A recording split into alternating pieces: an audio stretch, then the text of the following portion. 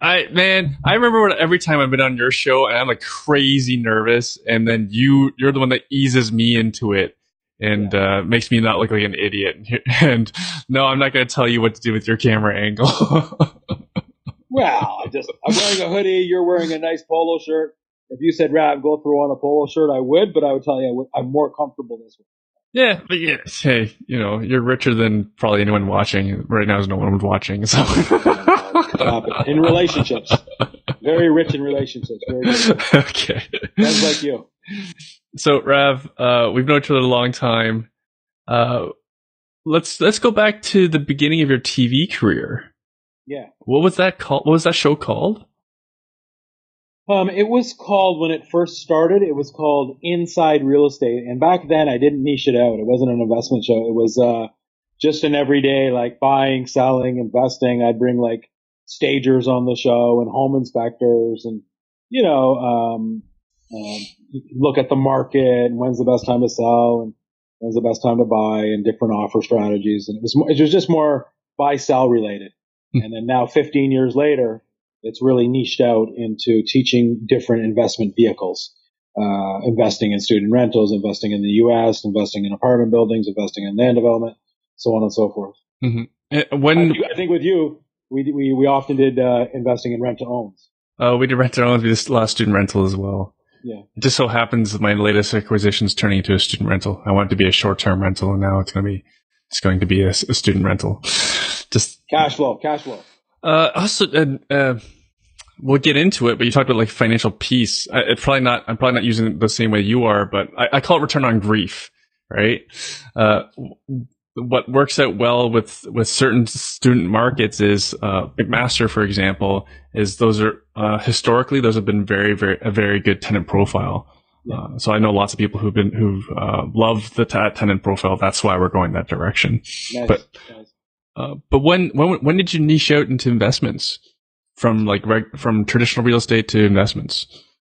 So I used to be a real estate broker, right? Mm-hmm. And then I had my own brokerage, and I think this was up in Newmarket days. And I don't know why I became a broker. Somebody convinced me to be one. I was doing very well just with friends and family and that kind of stuff. But I became a broker, and then I just wasn't happy. And I always loved always passionate about sharing God and sharing God's love with people and helping people to reconcile relationship with God and faith based and biblically based. So I've always gone back and forth with working for you can call it a church, and so I gave up everything and to go work in a little church here in Mississauga and move my family this way. And so I did that, but I was always in the investment game. And then when I came over here, Rogers on the West End said, "Hey, do you want to do the show?" Years. So what's that? 2011? So 2011, I niched it out. I stopped doing it for a few years, right? I stopped. I threw the whole real estate thing in the garbage in terms of being a broker. Right. I was always investing, but in terms of being a broker. And then I just wasn't happy. I bless you guys that are in the real estate game as buying and selling, because you're more of a psychologist, therapist rather than anything else, right? Especially for the seller. I planted a couple of tulips in the backyard, so my house is now worth $50,000 more. Go get it for me, real estate agent. So I was just I just didn't like that. I just hated being like holding the hands and holding my seller's hands. And that might not sound fair, but it's true for me. And some tough expectations as well. Yeah. And also when we won't go into it because I'm sure you lived all that sort of stuff too. Just like with sellers telling you to do certain things, like go back for that person to get them more money, or the same thing on the buyer. But listen, no, it's not a slam. We all sell real estate, and everyone's house is not better than our own. I mean, I get it.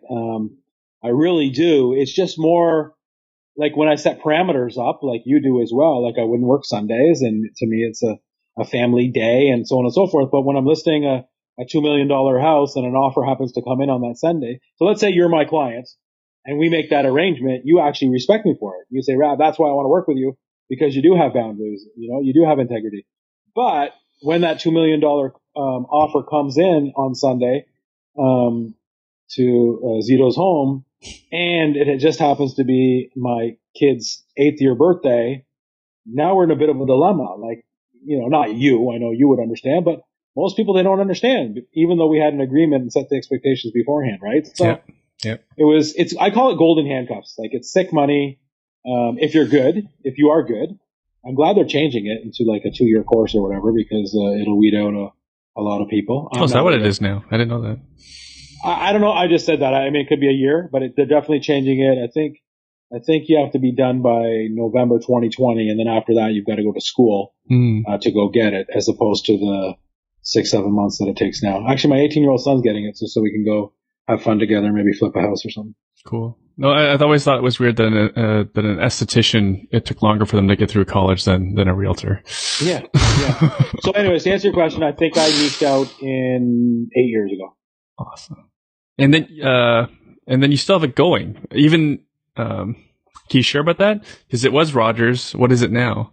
Yeah, so it was Rogers, and we had a few sponsors, and then Rogers no longer does community TV, and so I just self-produce it now. So it's I self-produce. It's on CHCH, Real Estate Channel, CTV2. We were on Bloomberg, and now they joined with BNN, so I'm just waiting for a spot to open there. And it's just a half-hour show that just teaches investment strategies. That's it. Just teaches you how to make money. The whole philosophy around it, the whole mission statement is I want you to learn how money can make money, so you have the time to enjoy the things that matter most in life, such as family, friends, purpose, something bigger than yourself.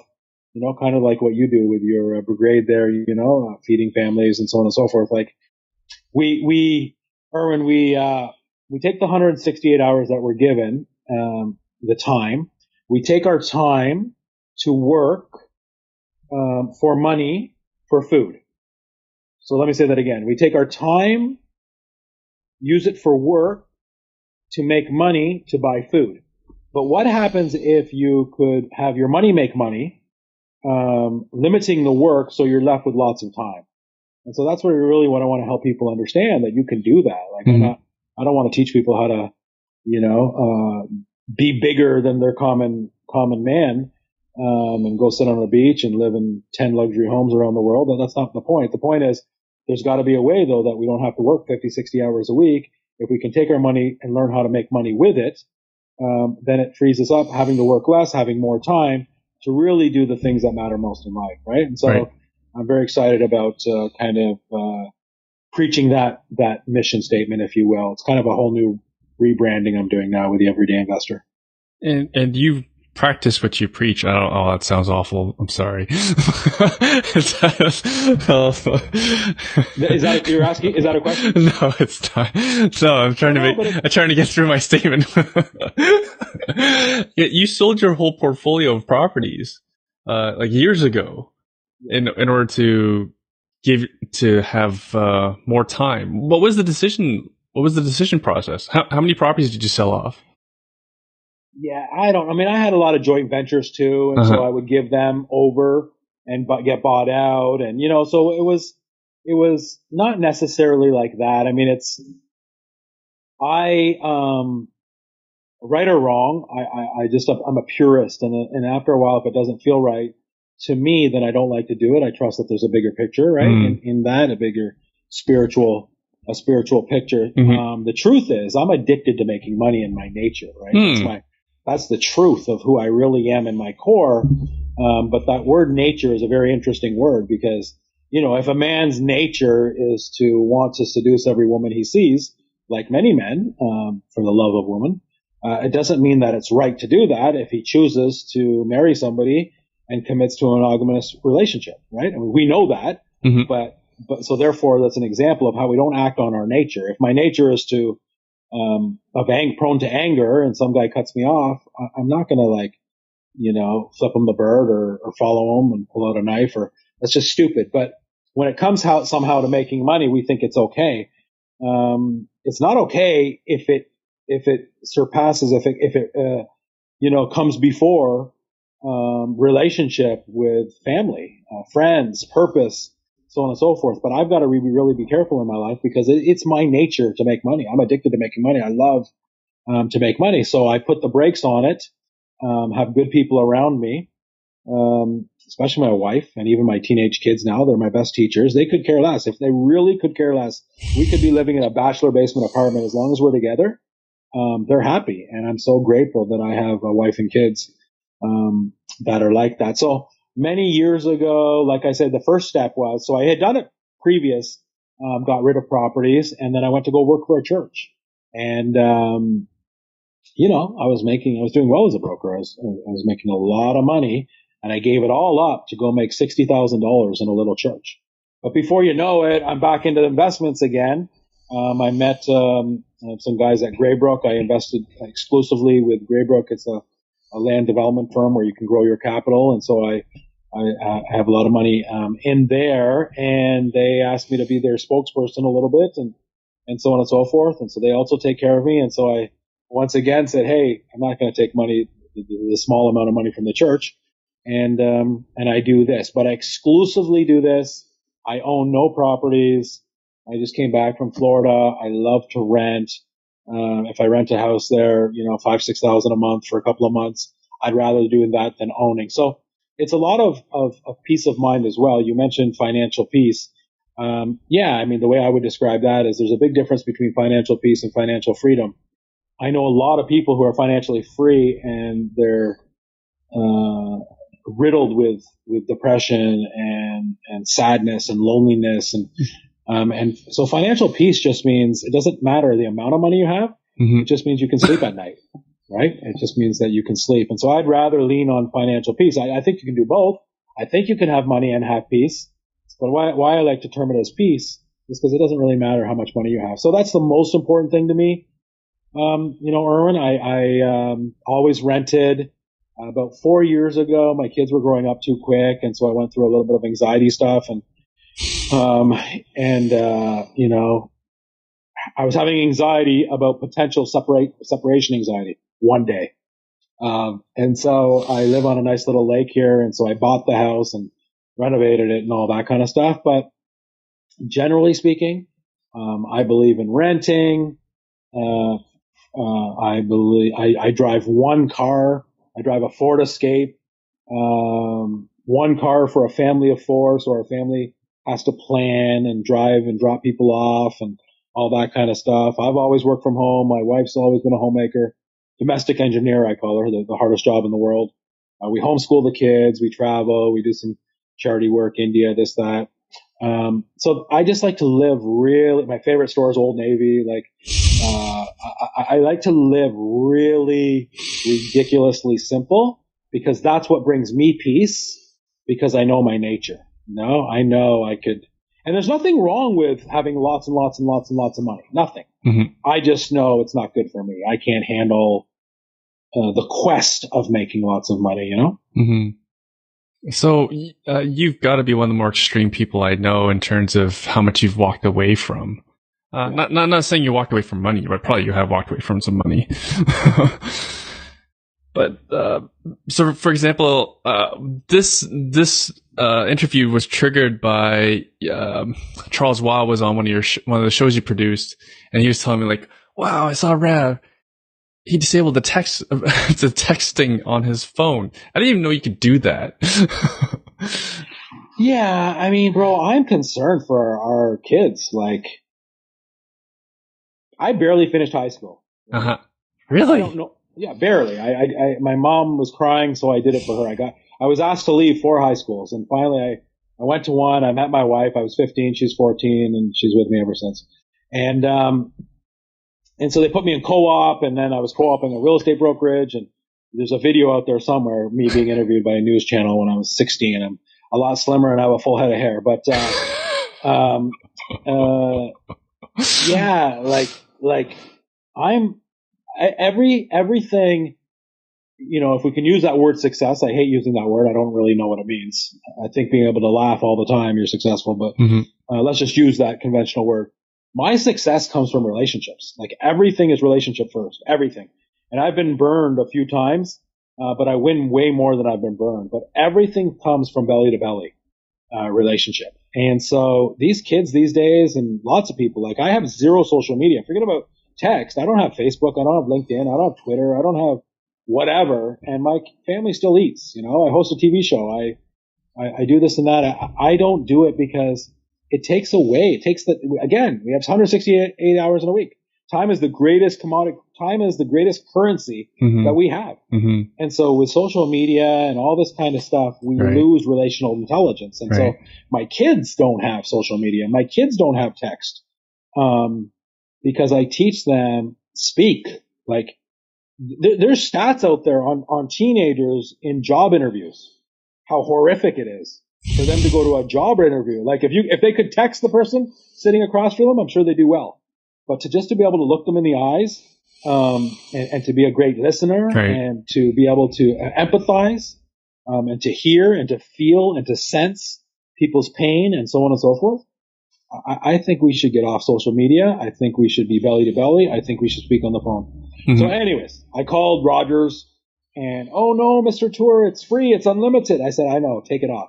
So I don't have the ability to text. Now, the only bad thing about that is people text me and then there's no bounce back, right? At least with an email, there's a bounce back. But they catch on. Like if I really want to get a hold of Erwin, then I'm going to call you, number one. Yeah. Fair? Yeah. Number two, I'm going to email you. After that, like if it's an emergency, I'm not texting. If it's an emergency, I'm not going through Facebook or LinkedIn or Instagram or whatever it is. I'm going to phone you or email you. All right. The other thing is I have a very sensitive conscience. So I only have email and phone. So therefore I can get back to people. When I say sensitive conscience, I think it's really rude personally. When somebody tries to get a hold of you, I don't care who you are, you don't get back to them. I think it's rude, but I get it. It's because you have 20 vehicles of communication. How could you possibly check all 20 and get back to everybody? Right? If I've got one thing sitting in my Facebook inbox and one thing on a text and one thing on a LinkedIn and one thing on a whatever all these things are called, I get it. So there's some guy who knows me. He pulls up to a red light and then he texts me and says, Rav, what's up? Well, that might be a 15 minutes later that we're in that conversation. He could care less about Rav. He's just bored sitting at a red light and says, I wonder what Rav's up to. But if he really means it, he'll call me or he'll email. So anyways, that's my little rant on I think texting is, it should only be a relay of information. Only. It's not. These kids are like having emotional conversations over text. I don't get it. But I think they're probably learning from their parents. But I think that pick up the phone, meet people in person, and at the very least, just email. So. Right. And then to clarify, you don't even have email on your phone. No, where's my phone? So I have the old. It's not old. It's actually new. I bought a brand new phone, but I wanted the smallest phone I could get. So they don't make them small anymore. So I got. Can you see this? Yeah. So I got I got a new iPhone 5. I got a new iPhone 5. And so one of those apps is the phone. One of those apps is my temperature in the house. The other ones are the ones that I can't get rid of because Apple just gives it to you. And then the other ones is chess, Uber. Because we have one car, so sometimes I take Uber. Uber Eats. I can't cook and my wife's not always here. But yeah, so this is a phone. Imagine that, Erwin. Yeah. Phone. Not a computer. Not a second computer. This is a phone. For anyone listening or watching, just imagine that Rav has like 4 icons on his phone, and that's like it. Yes. I have to search on my phone because my phone's too cluttered, so I have to do searches. I have to type what I want. But that's what allowed me. That's what allowed me to wait for you all morning, because I had all the time in the world, waiting for Erwin, relaxing, chilling out, as opposed to like racing to this. What do we call this, podcast? Yeah, that's very interesting. It's called podcast. Like Apple's monopolized. Really, this should just be called an audio talk or something. But they've taken over and they call it the podcast. Broadcasting through iPod. Podcast. Very clever. I always think about those things. It's like Kleenex. It's not Kleenex, it's tissue, right? Yeah, Kleenex is a brand. Yeah. So how is your financial peace? What do you mean, how is it? How happy are you? How happy are you with your level of peace now? Yeah, no. I am very, very, very grateful. When I am intentional about those thoughts, when I go for a walk around the lake, I'm very, very grateful. If I don't think like that, I'm like anybody else. I can look at my buddies who do more than I do. Mm-hmm. I think I just said do, who do more than I do. And for a second, I can get envious, right? I can get envious and I can say, but I choose not to because I have a 16-year-old and 18-year-old at home that I want to enjoy. I have a beautiful wife that I enjoy. I want to help third world. I started a new church, by the way, in January. It's called simplechurch.ca if you get a chance to check it out. So I want to do those things, right? I don't think, Erwin, you can take two things to the moon. And by the way, let me just put a big disclaimer on this whole talk. These are just my opinions. Mm-hmm. I'm not dogmatic to the sense that everybody should do what I do. Mm-hmm. This is just for me. This is just what works for me. And I'm on this podcast, nothing to sell. I'm just happy to share with you personally, and then even to your viewers, just my thoughts on life. And as we grow, it continues to change, right? Now I lost my train of thought. Yeah. So you can't take, in my opinion, two things to the moon. I can't take my money world, my entrepreneur world. I can't take that to the moon and then also take time with my family and the quality of life with my family and the benevolent things that I do to the moon. I can't take both. You can take one through the roof and take one to the moon, but you can't take both. And so I choose to really try hard and practice hard. And again, it's not my nature. I'm terrible. I always go back. My default is to go to make money. But I'm not happy there. I really am at my core. Of course I'm happy, but at my core, I'm not happy. So I decide to intentionally, with people around me, mastermind groups and so on and so forth, and I let everybody know, and I let you know, and I let your viewers know, in case you're ever catching me, never spend quantity time. Big difference between quantity and quality. Quality is birthed out of quantity.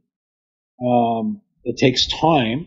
So quantity time with family, friends, charitable work, so on and so forth, that comes first. And so I understand I can't take my money, growing my money to the moon. I'm happy to take it through the roof. And so I'm very grateful. But I do get envious. I do see my friends, colleagues that are killing it, crushing it.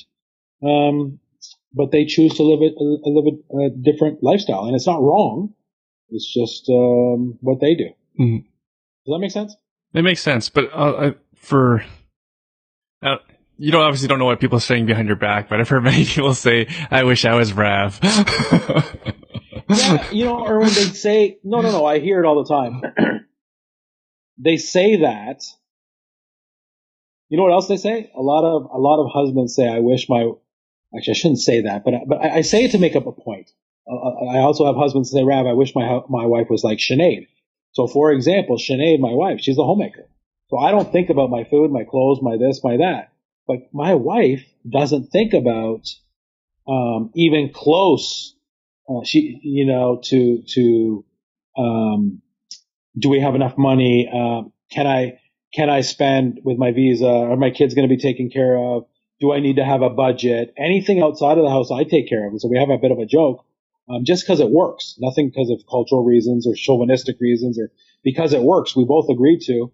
It doesn't make sense to have two hands on the vacuum at the same time. I'll bring the bread, she butters it. We're good. We like that setup, right? Mm-hmm. So you come to my house, I'll sit and talk with you if you're my buddy, and she offers us tea and so on and so forth, right? And it's just a beautiful match, and that's just the way it works. But if my wife was working 40, 50 hours a week, you better believe I'm going to maybe pick up doing the laundry or cook a few meals or do the things that are inside the house, right? So it's just the way people have to understand that. In the same way, people say, Rav, I wish I had your life. Okay, so are you willing to have no gadgets? Are you willing to have one car? Are you willing to rent? Are you willing to shop at Old Navy? Are you willing to not be afraid of going into Value Village if my daughter's going to little preteen prom, and instead of buying $100 dress, we'll go buy a $10 dress. Like, are you willing to live the way I live, in order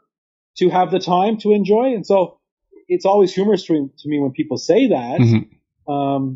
There's a lot of so-called, for me, they're not, but there's a lot of so-called sacrifices that I make in order to have this lifestyle. I could be making a lot more money, make no mistake, but then I wouldn't be true to how I want to live right now in my life. Mm-hmm.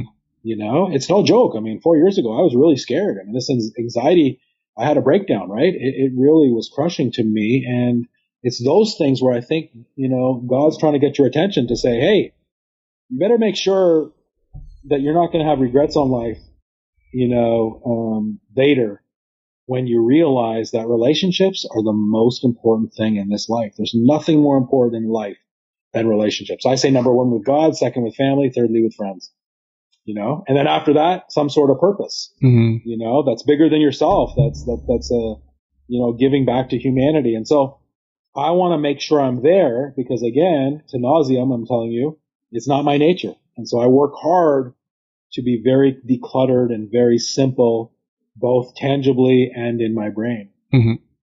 Yeah. So what do you say to those people? I've been saying this a lot often, you know, that Warren Buffett quote about, you know, your reputation, it takes a lifetime to build a reputation. It takes 3 minutes or 30 seconds really to destroy your reputation. One decision to destroy it. Yeah. What do you say to those folks then? Just like you said, like everything's about relationships. What do you say to those? Because we both have, well, you have a bigger place in the investment world than I do. But I run into those people still every day. People who just destroy their own reputations for money. Yeah. What do you say about that? Yeah, I mean, I think, again, I don't want to be self-righteous because I am that guy. I am that guy. I just, I think it's a spiritual component. Erwin, like, you know, you get older. I'm a lot older than you. What are you? 30s? I'm 40. You're 40. I turned 40 on Saturday. Oh, happy birthday. Thank you. Yeah, I'm 47, and you realize as well, the older we get, things mean less. Like, it's not as important. Yeah. Right? Like things don't matter anymore because, you know, our parents are aging, if not have passed, and you see people that are taking their lives. You see what's happening in this world. You see, you know, so much, and it's just heartbreaking. It's sad. And so I do think the definition of success is to be able to laugh, like to be able to have contentment, to be at peace, to have serenity. And so I just try to share that. And the funny thing is nobody disagrees with me. Mm-hmm. Nobody disagrees with me. Where it's challenging is to be able to change your day timer, right? I mean, you know, you've arrived when you can say no to really, really, really, really good opportunities. The problem is when you say no to really, really, really good opportunities, you're saying no to really, really, really good people who don't understand why you're saying no. Mm-hmm. Because you can only do one or two, maybe three things and do them well. Mm-hmm. You know, I have a philosophy. If I can't do it 110%, I don't want to do it at all. Some people say, yeah, but something's better than nothing. I don't like that. I want to be able to do it well or don't do it at all. In order for me to do things well, I can only do two or three things. Like, right. To have an incredible marriage. And by the way, incredible marriage means I say sorry all the time. I think that's the definition of a great marriage. You know, especially us men, I'm the biggest jerk of all. And so I think it's good to foster as much humility as you can, but to be able to be humble, to have a great marriage, to be a great dad, to be a great friend, to do something benevolent. How much time does that take? A lot. A lot. Yeah. It takes a lot. So then I've got to feed my family. Part of being a great dad and a great husband, I've got to feed the family. So I do have to make money. Mm-hmm. But you know, how much money? What kind of food am I eating? Like, how much does it really take for you to go to Hamilton into your favorite pho place? Like, what's it going to cost you to take your child there for a little special day? $20? Like, right. You know what I mean? I don't have to get all dressed up and go to, you know, high-end steakhouses and so on and so forth. So I choose to forego those kinds of things to just live a really simple life. But I am taken care of. I have a lot of great relationships. Like when I work with Keyspire, they took care of me. I work a little bit with Graybrook, they take care of me. Mm-hmm. I have great relationships where people take care of me as well, because I want to provide value and so on and so forth. And we're talking, and nothing on my sleeve, nothing to sell, you know. For me, it's just being able to provide value, and I only do it if I think it's a great gig. Like I love you. I love what you're doing. And I'd be happy to come one day to your outfit when you're speaking, just to be able to inspire people to learn how money can make money so that they can have the time to do things that matter most, right? Mm-hmm. So, but from there may be a business venture that happens between Erwin and Rav. And I love that. Well, I'm just saying, right? And that's how it happens. It's not like I'm out there like, I got to make money. Let me figure out how to make money. It just happens through relationship. If you're honest and you always want to try to help and provide value. Right.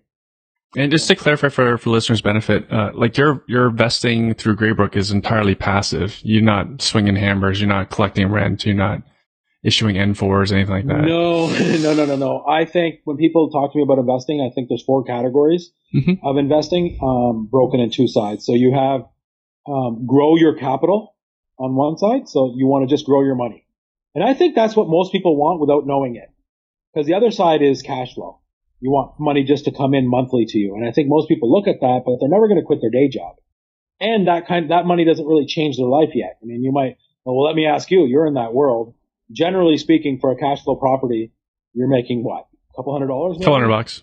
A couple $100, right? And so let's say you want $8,000 a month. Well, I'm going to need 40 properties. Well, most people aren't going to get 40 properties.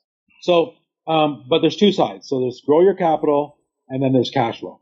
And then on each of those sides, do I want to work for it or do I want it to come passive? So for example, on the cash flow side, do I want cash flow passively? Okay, well then I'll lend it to somebody. I'll lend it through mortgage investments.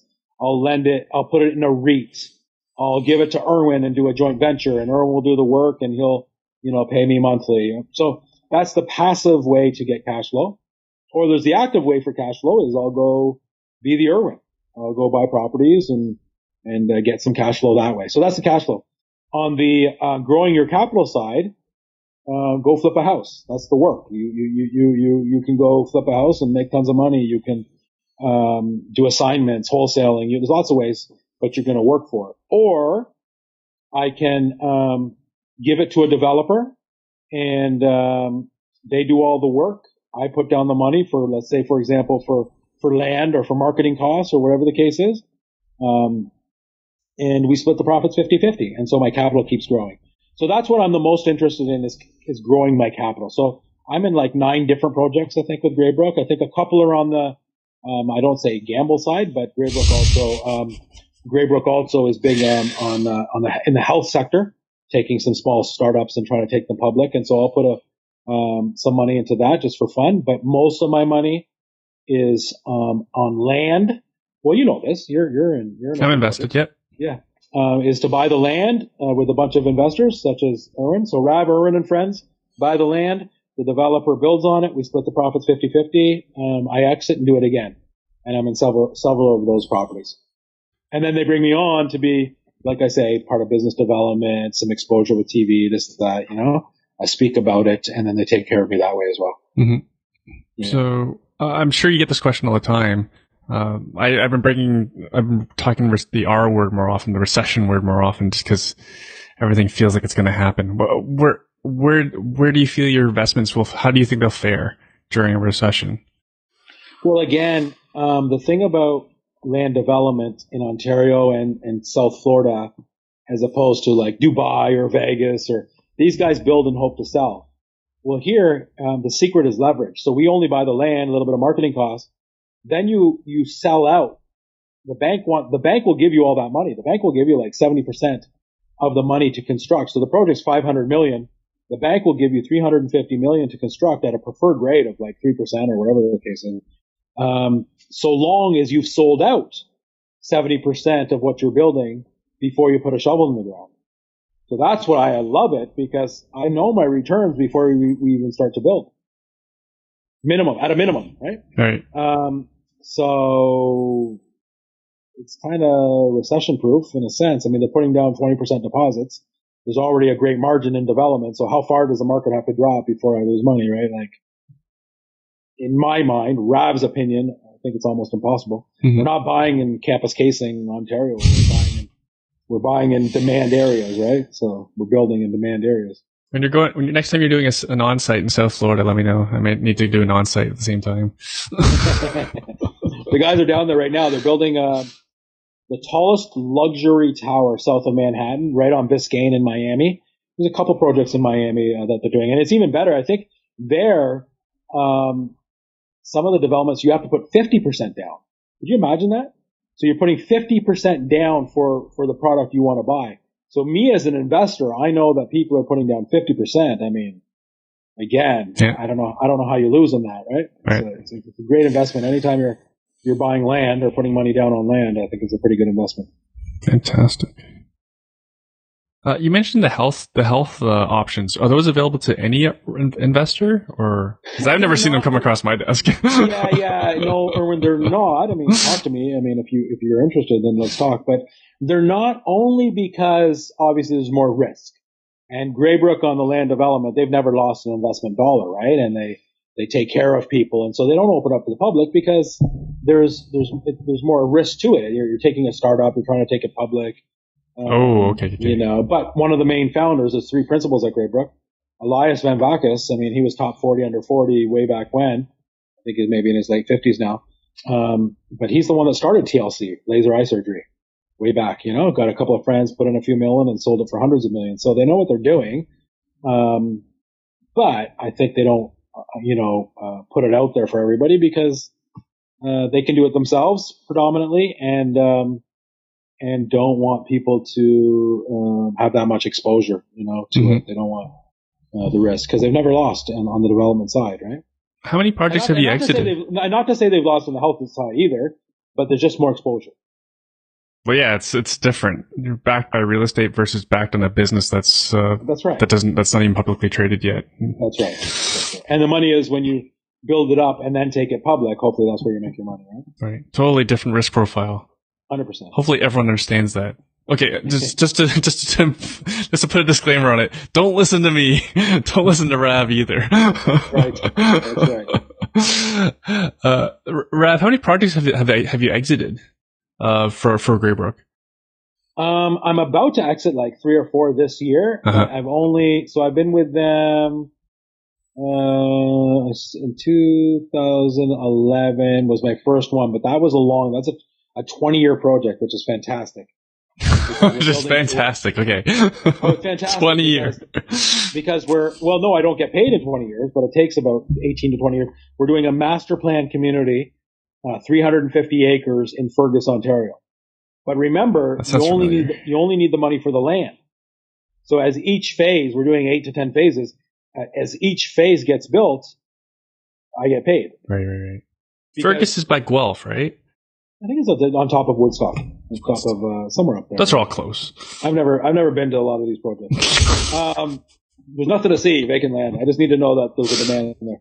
So anyways, I exited one, and I don't want to share this with you guys, but I will. But it's I'm sure it's an anomaly.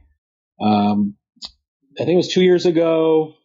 Graybrook bought 3-4 acres, East Lakeshore there, the FedEx building, where the FedEx building is. And we bought that. We did all the things that we're supposed to do, the zoning, this and that. I think they bought it for like $60 million. And then some Chinese developers came along and said, hey, we'll give you $160 million for that. And Graybrook, what's in the best interest of the investors? Because we were going to build 3 towers on it. But we just took that offer. And I think it's one of the biggest real estate flips in Toronto history, but one of them anyways. So anyways, every investor in that 2 year and change period, 24 months, 28 months, I don't know, everybody made like 44% per year. We basically made almost 90% in 2 years. Without actually having to do the development. Without having to do the development. Okay.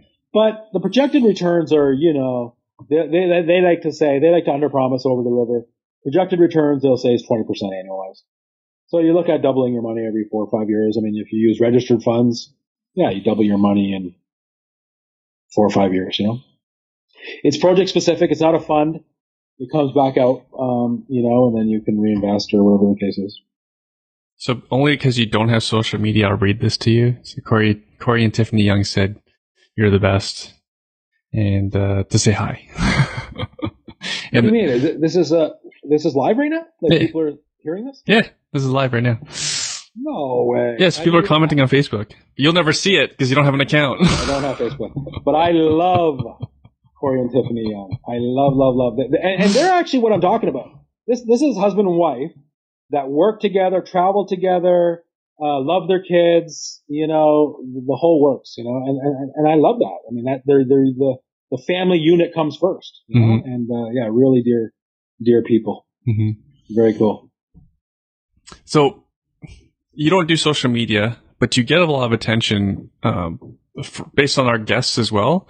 You get way more attention, than anyone I know, especially through TV. Yes. Can you talk to us about TV a bit? Why TV the medium?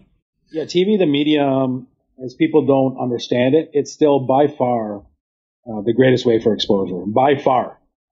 As much as online is creeping and social media is creeping, I think print is kind of done, but TV you can't touch it. It's just, there's just more, and this is not an opinion, it's factual. The statistics in terms of the exposure, the eyes.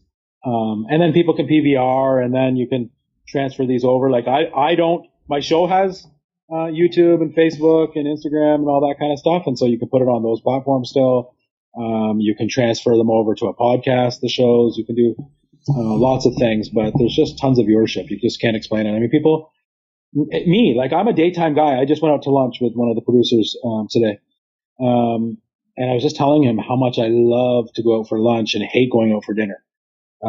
That's, again, when you get older or lazier, or I don't know what's going on with me, man. Something's going on with me. But I just love to stay home, watch my thriller type shows with my wife, and hang with the kids. And I hate going out at night. So I'm watching TV, and I assume, I think everybody's profile that they want viewership depends on what they're doing. Especially if they're looking for JV partners and so on and so forth. Your target audience is high net worth people.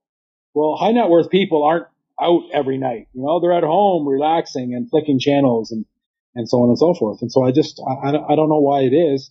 But there is a lot of viewership when it comes to TV. It's still the largest medium.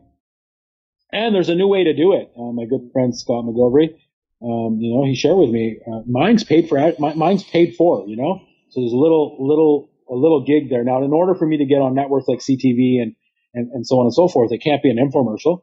So there's no call to actions. It's all value. It's all teaching. But I do pay for the airtime. And so therefore I can never lose it. And it's one of the things that Scott shared with me is the best way to go, because as opposed to what, he may do on HGTV and so on and so forth, he comes up with a show, but, if it doesn't have a high following, then there's not commercial revenue, then the network doesn't make money, so on and so forth. They can can it. And that's why sometimes you see shows out there that are only on for 6 weeks or 13 weeks and don't come back. The way that I'm doing it is I have sponsorship for my show. We buy the airtime, and then it's mine, so long as we don't do something stupid with it, like bring on, Tom Vu. Are you too young for Tom Vu? I remember the commercials. Tom Vu with all the girls in the boat. So as long as you keep it a great show, then you can get your Canadian content registration number, blah, blah, blah. So anyways, that's a long answer to TV is, statistically the best medium for exposure. And then you can take that TV and then you can still put it on a YouTube channel and all your social media platforms, and even convert the content right into a podcast if you wanted to, or an audio form. Can anyone just do this? Anybody can do this. I mean, you put the producers together, the editors, I don't do any of that, but you put all that together. You contact the networks. You wait for some good airtime. To get on the shows like a CTV, you need to have some shows in the can so that you can send it to them and they watch them. And then you get a Canadian content number, right. A registration number, and now you can go on to Global and, all the things that Bell Media owns and so on and so forth. But it's expensive too. Like Global wants $3,000 a week, for the airtime. So that's why I'm not on Global. But usually, you can look at anywhere from $1,000 to $1,500 a week. So one network, one channel might cost you $60,000-$70,000. We're on a few now. And so if you've got some really great sponsors, and you keep the show kind of classy and not infomercial-ish, then it's a good gig. I think it's good. Right. Where can folks catch your show right now so they can get an idea of what not too infomercially looks like? Yeah, so is it okay if we talk about time on this, like the date and all this? Sure. Some shows are like, they don't want to be, they wanted to say we're not speaking right now in the month of March, blah, blah, blah. Okay, so come June 1st, we're doing a whole revamp. So come June 1st, yeah, simply go to everydayinvestor.com. everydayinvestor.com and start June 1st, 2019. And you'll see a whole big revamp on what we're doing and new episodes and all that kind of stuff. Your last revamp was gorgeous already. What's the new revamp? Again, I got some OCD in me, and that's not a good thing. I just continue to like to make things narrower and decluttered and clean, and so it's just cleaner, crisper, really focused on just teaching you an investment strategy. Uh-huh. There's lots of good, like what you're doing right now with me, story time, learning a little bit about Rav. I appreciate it. I think it's good. And I think there's some value for some mediums. Mine's not that. Mine's just strictly in and out, 20 minutes, learn how to invest in the Edmonton market, Corey and Tiffany. Yeah, it's just in and out, 20 minutes, 25 minutes of different strategies. Mm-hmm, mm-hmm. Okay. From an everyday person, even though they're an expert. Yeah, they're not everyday. We're all everyday people. We all sit on the toilet. We all cry when we get our feelings hurt. We're just everyday people, but some are just more experienced in a certain niche. And so I bring those people on. But we make no mistake. We're just everyday people trying to teach other everyday people how to, learn how to, money makes money. So you have time to enjoy the things that matter most. Mm-hmm. Mm-hmm. Yeah. That's pretty cool. All right. We're running out of time. It's wonderful chatting with you, my friend. Yeah.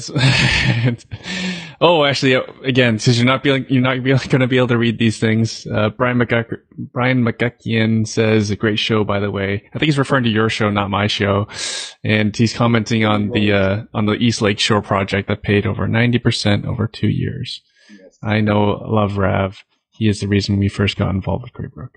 A great couple as well. That's another example. Great people. And Corey and Tiffany Young lied to us. They said they're going to watch this later, but they're still watching this. They said thank you for your comments. They said thank you for what you said about them. It's hilarious. You're my Facebook. See, why do I need Facebook? You just call me and I'll read stuff for you. And again, why? Because I'm addicted. If I could learn how to go on Facebook for 1 minute every day and put some positive message out, I would. Yeah. But I don't. Yeah. I go and that guy is on that vacation and click, and click, and what? They got divorced and click, and I don't know how to do it. I don't know how to, and so because I'm not disciplined, that's the consequences for me. No Facebook. Mm-hmm. You know what I mean? It's not that I'm against all that. Right. It's just a time waster for me because I don't have the discipline to be able to, so it's just kind of all or nothing. But for the other side though, you're able to get your message out there because you have a TV show. That's right. I don't think I know anyone else with a TV show. I know Rachel and Neil Oliver now that have a TV show. Yeah, no, that's a great point. That's if I didn't have the show and I needed exposure, of course I would be, throwing it out through social media. And remember, Everyday Investor has those things. Just Rav Toor doesn't. Mm-hmm. Everyday Investor, the TV show. Yeah. It has social media. It's just Rav Toor doesn't have it personally. Got it. Yeah. Got it. All right. Yeah. If you ever need me to help on the show, let me know. Yeah, it's always great when you do come on. Thank you. We talked about student rentals and rent owns, lease owns. Mm-hmm. Right? Yeah. The crazy thing now is with I think what's going to replace a lot of student rentals is a lot of seniors need housing.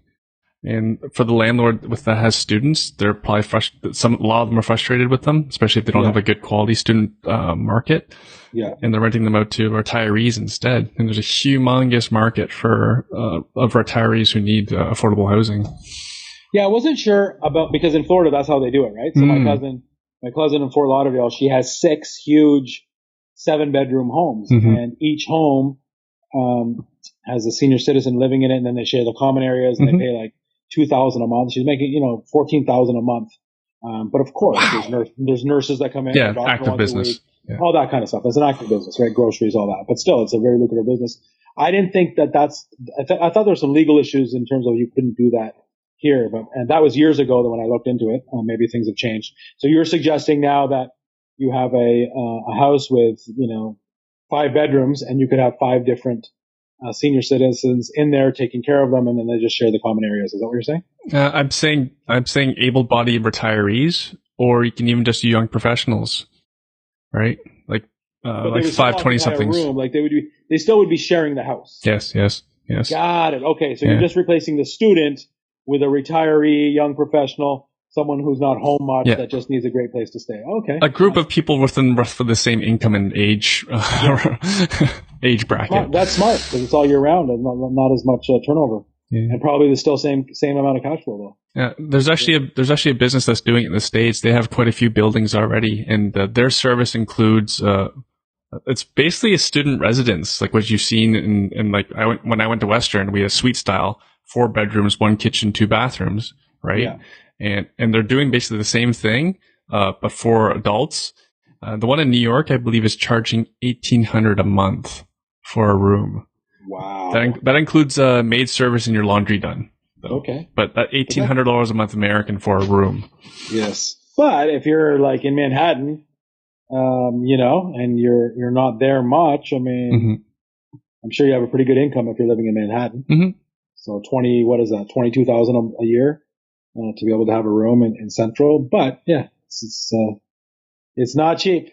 But I think this is actually probably the future for a lot of our around the GTA for what it's just required affordable housing.